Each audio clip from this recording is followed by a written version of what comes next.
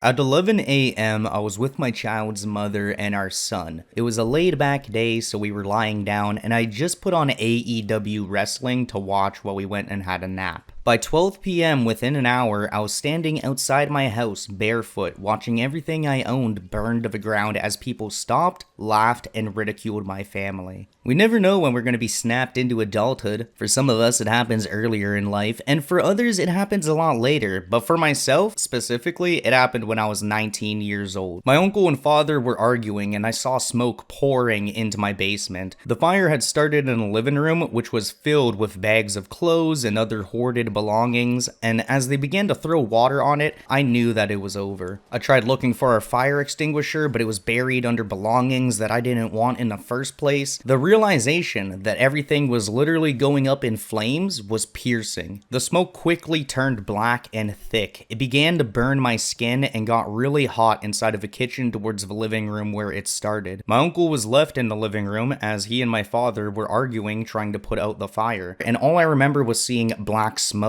I couldn't open my eyes at this point, so I closed them and pushed myself through the smoke with my hands out in front of me. I made it out to my living room and I remember grabbing my uncle and pulling him to get to come out to the back door. We ran out the back and immediately started hearing things pop and explode. Once we got to the front of a building, our entire living room window shattered to pieces from the heat. Quickly, the fire rose to the second floor and our townhouse was done. I realized, for me, this is where adulthood starts. No shoes, no pencils, no paper, just a shirt, shorts, and reality hitting me in the face. I knew at this moment I had nowhere to go. My grandparents didn't really care or understand my situation, and they couldn't afford to help me or my child's mother. And then on the flip side, my relationship was not very stable with her. We were on and off pretty much every month. And as people stopped their cars standing in front of my burning house, some helped, some laughed, and a lot of them yelled at my parents, stating that it was a meth lab that exploded. Chaos and no solution was sitting in front of me as my parents crash out, the community laughs and ridicules us, and I realize this is my adulthood. It's not a milestone. It's not something I chose, it's something that just happened. I had to wait over a week to get my PC out of a house fire and it was nuked.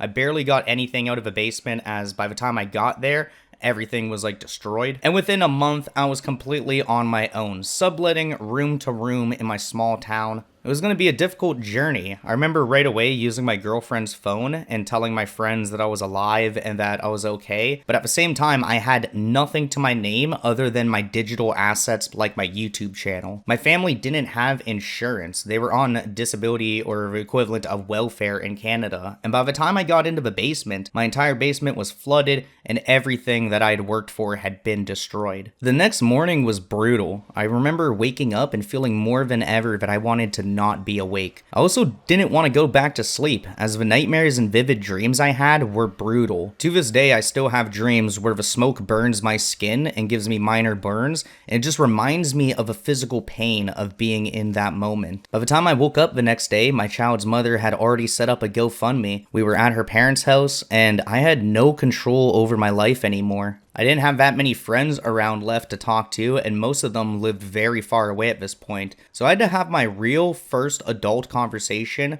with myself. No real adults that understood my situation to help lead the way. This was going to be my life going forward. The feeling of a rock being stuck in my throat was nothing compared to the pain and pressure I'd feel as time continued. And when I was on X the other day, it just kind of made me think of all this, as apparently 27 is the new 18. But nobody told me I was allowed to wait. In today's age, it's more accepted for people in our generation to stay with their parents or family closer to age 27. And I agree with that. Hell, I know lots do it well into their 40s, or until they just end up inheriting the house. But due to the unreasonable cost of housing, the awful job market, going to college or university, there's just so many different situations that we face as youth that keep us living with our parents or family. In my own life, most of my friends don't have apartments, and living with family is kind of a norm in a small town, unless your family hates you. The stat is about 67% of Gen Z are staying home with family at age 20 23. There's also the 26.9%. That's the amount of Gen Z adults who can actually live on their own and afford it. And I'm in the not only the 33% of a first category, but I'm also the 26% of a second. And this gets even lower in cities. This is just a grand average, and based off one little area, it becomes way more expensive in places like Toronto or depending on the place that you live. In my small town, most of my friends are surviving off 10 to 20 hour work weeks. This winter and this summer, the plan is to work off credit card debt that was accumulated over the winter time. But for me, my situation is even more different and complex, as I am a father. I had a kid at 18, and apparently not many other fathers around my age group exist, as there's a UK study showing about 10% of 23-year-old men are already fathers, which is not a lot compared to the 25% of 23-year-old men seen in older generations. It sucks. It really does, because I know I want more kids. I know most of my friends want kids in the future, but if you watch some of my videos, you know the kind of nightmare I've dealt with, as raising a kid in this day and age is not easy. But the problem to me is that none of these studies or articles that people write really feel like they relate to me, as all of these numbers and percentages don't include people like me. At 23 years old, I was already like 5-6 years deep into each of these three categories. And this wasn't because I was ready, it wasn't because I was better than anyone else, it was because I didn't have a choice. My home was a place that legally and medically I couldn't ever go back to, and I had to figure out things on my own going forward. I was 19 at the time, so as most of my friends got to invest their money from work into cars, going out, and having fun, I had to invest into subletting rooms with drug addicts, paying child support or else I wouldn't see my son, and all the fun things in life that an average 20-year-old fuck up has to go through. To me, this reminds me of a two paths meme. Literally, but to make it more philosophical, let's call it a two-track trolley problem. You got the first track or trolley, track number 1. There's a clear path, and to be fair, a majority of us can take it in ways. You have the safe home you grew up with on that path, you have parents or guardians who are at very least present, and with the economy being downright disastrous, it just kind of pushes you and makes more sense to take track 1. But let's say track 1 is for whatever reason closed or blocked off. Then you're looking at something more similar to track 2. Your home wasn't a safe space to stay. Your parents or guardians weren't present, and with no real option, you're just gonna have to figure out something right now, as the track doesn't go backwards, it only goes forwards. I know some of my friends living on track 1, making it so that they can keep employment on a low end and live fairly cheap compared to how I've had to for the last half a decade. As I was on track 2, if I wanted to live with my grandparents, it's at least $1,000 a month to get the sunroom. It's no insulation, they don't live near any sort of civilization, and they're gonna overcharge me on gas for rides to work. Let me know which track you're on in life and how you're doing. I don't think either of these are easy or ideal options, so whichever track you're on, I really do wish you luck. As it was really stressful when I was younger, I felt alone, scared, and just pressured by society in general. As I got older, I noticed a big difference in my mindset and my friends' mindsets. Alright, you can call it fun poisoning, but things like partying, wasting time, or hanging out just became less desirable, and I realized quickly that growing up fast didn't make me wise, it made me tired and stressed. While I was 20 years old, I had to come up with rent for drug addicts who would start ripping copper out of the walls if we didn't have enough for their supply. Finding opportunity while everyone is relying on their own families leaves those like myself open to be taken advantage of, as the only option I really had were those who didn't have family and who more or less just needed the money for bad motives. It wasn't just to,